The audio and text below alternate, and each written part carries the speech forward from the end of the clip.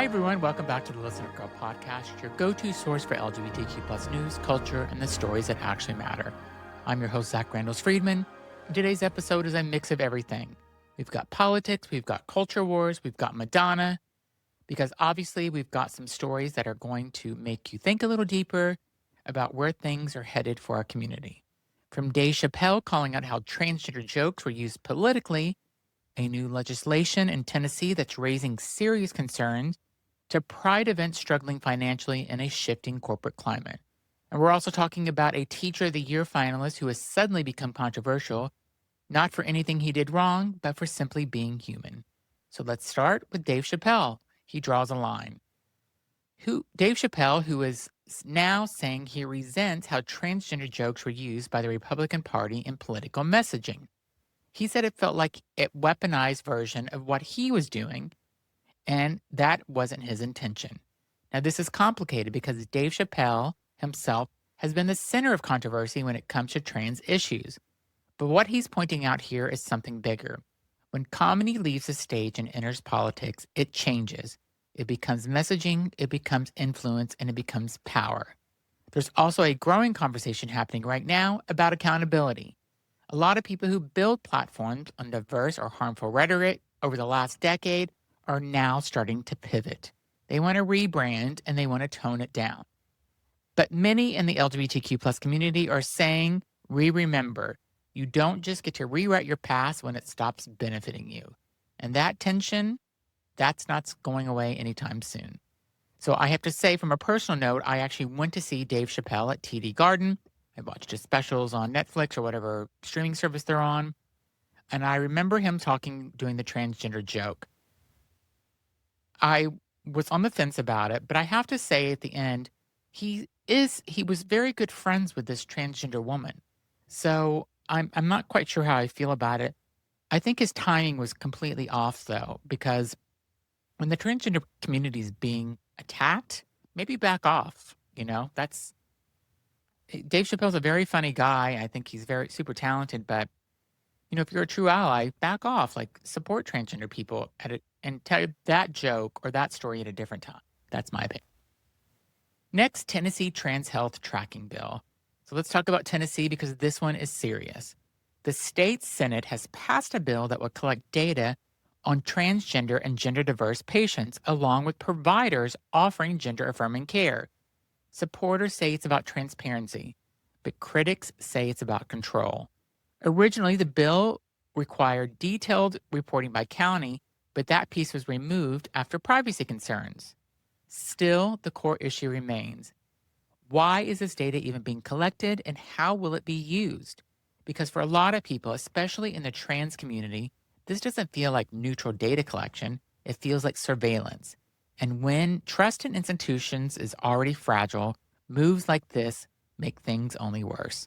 I think this is ridiculous. They are targeting trans people and people that are gender diverse, and it makes no sense why you'd want to collect that. And staying in Tennessee, they want to have Nuclear Family Month versus Pride Month.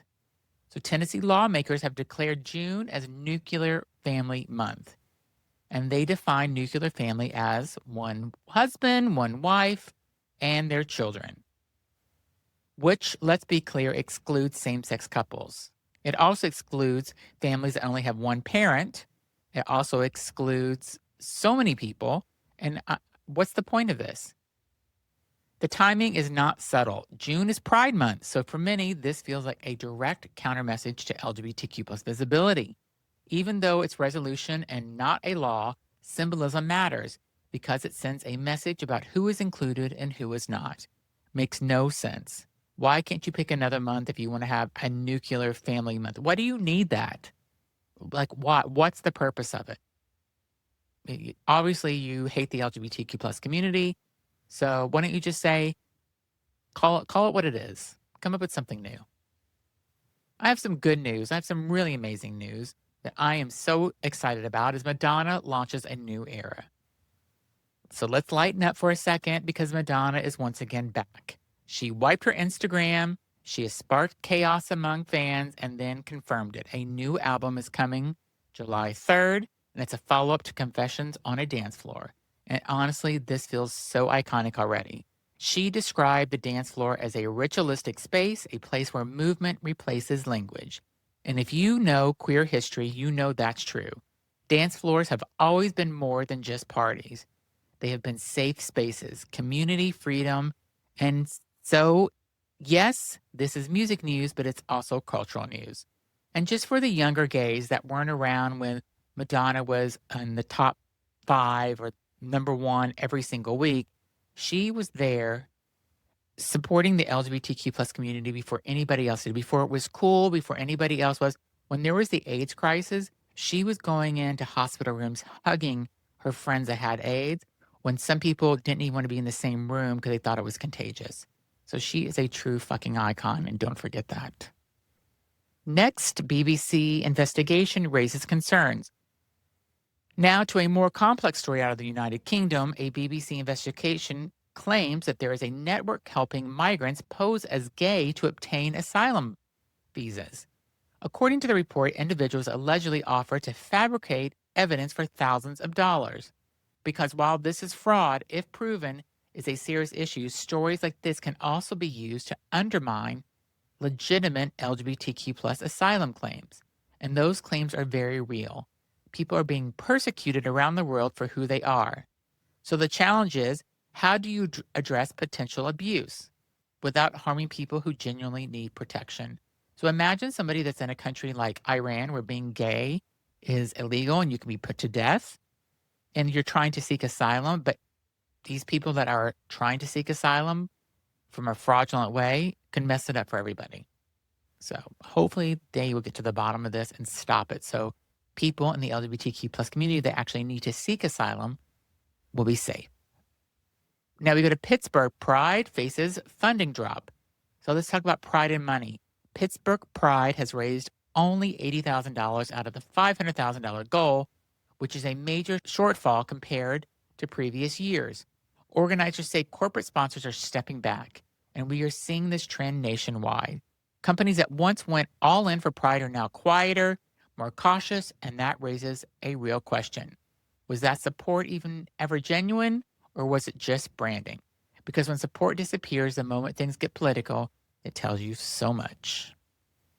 Next, Baylor students push back. At Baylor University, students are responding to an upcoming conservative campus event by bringing in 2 gay Christian advocates to speak. And this matters because it challenges the idea that faith and LGBTQ plus identity can't coexist. It also shows how younger generations are actively shaping these conversations. They're not waiting for institutions to catch up, they're creating the dialogue themselves. Next, the asexual community sees a decline in acceptance. A new report from the Human Rights Campaign highlights something we don't talk enough about: the asexual community. The research found that asexual individuals are seeing sharper declines in acceptance and visibility than other LGBTQ plus groups. And even within LGBTQ plus spaces, there's still a debate about inclusion. And this is a reminder that progress isn't equal. Some identities are still fighting just to be recognized. And now we have a teacher controversy that sparks debate. A Minnesota teacher, Thomas Rosengren, was a finalist for Teacher of the Year. Then old photos surfaced of him at an adult event, and suddenly that became the story. Not him teaching, not his impact, just his personal life. There is no evidence of wrongdoing. There is no suggestion it affected his job. So the real question is, why does this matter more than the work he's doing? Because teachers are people. They have lives outside the classroom, and maybe the issue isn't what he did, but how uncomfortable people are with anything outside the norm. And our last story is sad: LGBTQ plus clinic closure in Alaska. So this is some difficult news. Identity Health Clinic in Anchorage, one of the only LGBTQ plus focused clinics in Alaska, is closing. The reasons include financial strain, delayed Medicaid payments, and operational challenges. And this is a big loss because access to affirming health care is already limited in many areas. When a clinic like this closes, it's not just an inconvenience. For some people, it's the difference between getting care and not getting any at all. So that's your LGBTQ plus news roundup for today. If there's one takeaway, it's this: We are in a moment where visibility is high, but support is being tested. And the difference between these two things, that's where the real story is. If you like this episode, make sure you follow, subscribe, and share the Listen Up Girl podcast with all your friends. And I will see you tomorrow with more LGBTQ plus news. Thanks for listening.